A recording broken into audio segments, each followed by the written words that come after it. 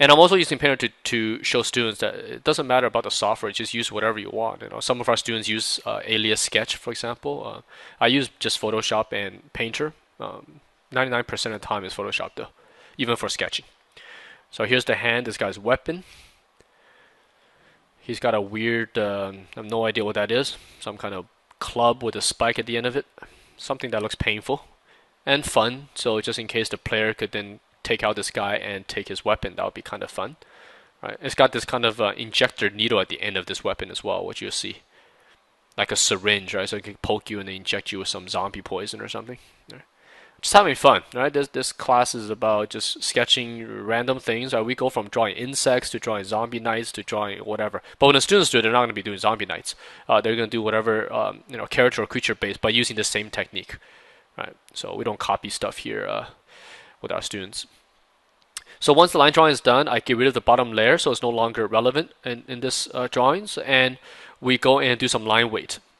So the line drawing itself could still hold, even if we don't render it.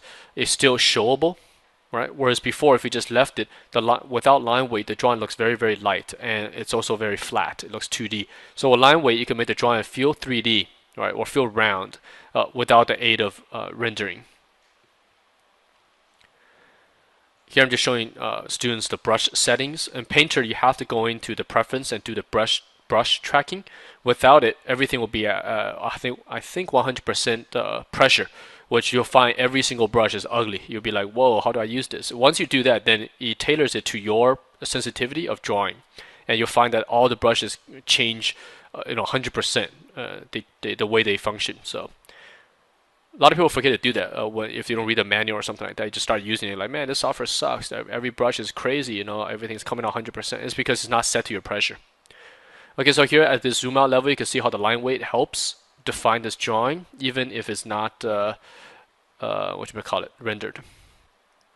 Okay, so tons of detail. This is a very high resolution drawing. This is I think about 6,000, 7,000 pixels high, something like that.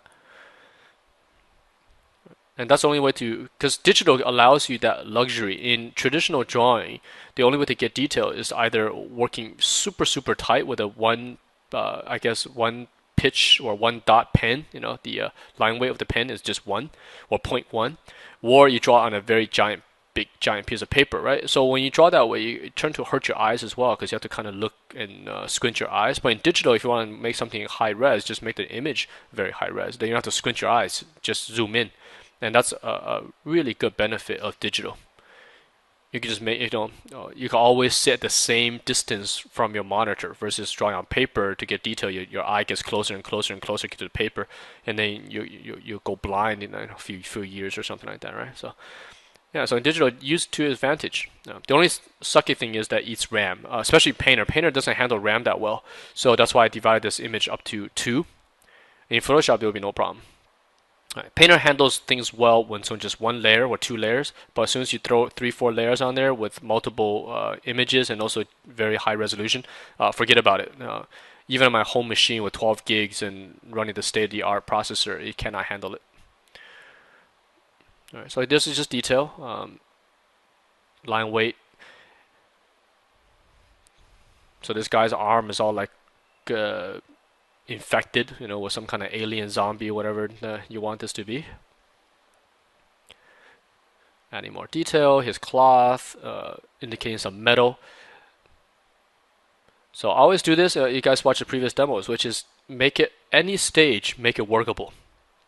In production, that's vital. When you're doing stuff like cover for a book or something like that, or some kind of commissioned illustration or commissioned piece of art or even a painting, where the client's expecting to see it in a week, then you have more time to kind of do whatever method you want. You could kind of sketch, you could draw just the eye and grow out from that if you want. It doesn't really matter because they're not checking on you until Friday, right? But this kind of work in concept stage, you never know when it goes to production.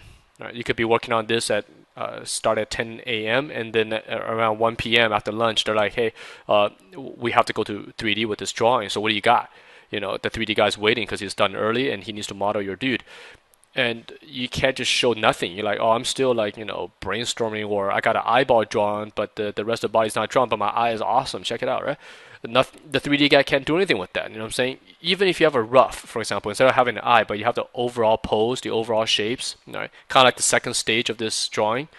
That's enough. If it's a talented 3D artist, they could start go into production with that. They could start boxing out, literally boxing out your character, right, with a bunch of geometry to get it ready. So by the time he boxes everything out, get the overall proportions, you're probably done with the drawing anyways, right? So then he'll go into detail, and they work the same way as us, right? Rough first, and then they do detail. So this stuff all comes from just working in so many different projects that it's way more efficient this way, right? And even it helps for me as well. See, as I draw this guy, I know exactly what's happening underneath. There's no kind of guesswork involved. I know the next stage. Everything could be planned. So I know that, okay, to finish this drawing, I need about 35 minutes, right? Something like that, because everything is underneath. I could tell. There's no like, oh, what should I do next? What should I do next, right? So production-oriented thinking. Okay. So here is the second dude. The first guy is not on this page, again, to save RAM. So the machine I use at home is a lot faster than this. If you're really serious about doing production, especially if you want to get into painting, you could see there just in case I accidentally drew a beard on him, but erased it out. But anyways, back to painting. If you want to do a lot of digital painting, you're gonna need a very fast CPU and a lot of RAM. So and a 64-bit machine, so you could take advantage of that RAM. If you only have a 32-bit machine, Photoshop only goes to about 2, maybe 3 if you hack it. But anything more, it doesn't use it, so it's not that good. So you need to get a 64-bit machine, load it with much RAM as you can, and then you can load up ginormous images without slowing it down. Okay. So there I use Photoshop to just do a quick copy and paste of the dragon emblem on this guy's shoulder guard, I guess.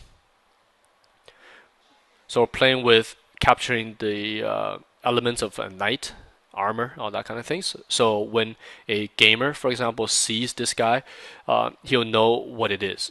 Right? It's very important to have a recognizable thing. So even if this guy, for example, is dead and chopped in half or whatever, like you come across his body, on a level, you still kind of know this looks like a dead knight of some kind who is a zombie. So when you see a live version coming at you, you know that it's the same thing, right?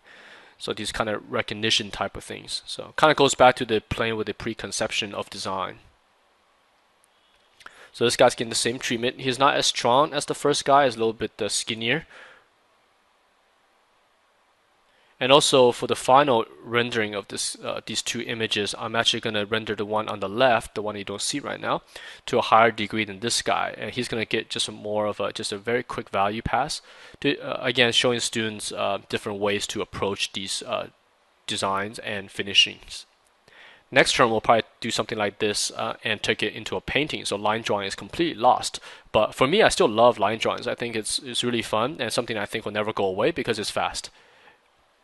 And also for a 3D artist, it has way more information than a very quick gestural painting, right? Because the paintings can look cool, but if you talk to a lot of 3D guys out there, especially some of my friends who work at Industrial Light and Magic and stuff, where they have to build very, very tight and high-res images for films, they actually much prefer this kind of stuff because it gives them more information. Because sometimes a painting can be really cool. Like I did some paintings for some films up at IOM, and it looks really cool because it's all indicated. Like the leg is all indicated, and we have all these sparkles and stuff. But my friend who models it, dude, it looks really cool, but I have no idea what you're trying to show in there. But it looks cool. But what do I build as a 3D? Because in 3D they can't just build a silhouette of a shape and put some sparkle and highlights in it. That they actually build the geometry. So yeah, so line drawing definitely has its purpose. Depends on what you're working on. So let's go back to this guy. He's getting his pelvis armor and his leg armor. Quite a bit of detail. Now that's the purpose of this tutorial anyways for the students. It showed that sometimes you need to do loose and sometimes you have to do tight. So I started my career doing a lot of these tighter drawings simply because back then digital painting was at its very infant stages. We're talking about early 1997, 98. You just got a few guys out there doing digital paintings. Photoshop was still Photoshop 7 or 6, somewhere around there. Not that refined yet. So line drawing was the thing back then. So I did a lot of line drawings for a while.